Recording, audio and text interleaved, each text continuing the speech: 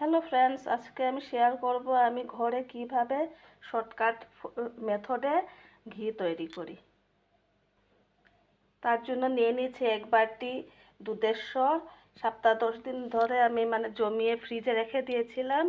এখন আমি এগুলোকে একসাথে মিক্সিতে পেস্ট করে নেব।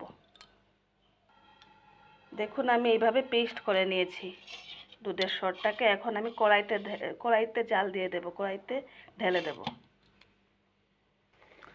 দেখুন ফ্রেন্ডস, কড়াইতে দিয়ে দিয়েছি দুধের স্বর যেটা আমি পেস্ট করেছিলাম। তারপরে এইভাবে নাড়তে হবে, তত সময় নাড়তে হবে যত সময় এই দুধ পেস্টটার থেকে ঘি বের না হয়। দেখুন, কিছুক্ষণ যাওয়ার পর এইভাবে হয়েছে দেখতে। আরও হবে, পুরোটা ঘি যত সময় বের হয় না তত সময় নাড়তে হবে, নাহলে কড়াইয়ের নিচে লেগে যেতে পারে।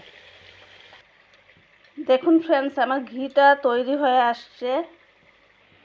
দেখুন ফ্রেন্ডস, আমার ঘি তৈরি হয়ে গেছে। ঠান্ডা হলে একটা বাটিতে তুলে নেব।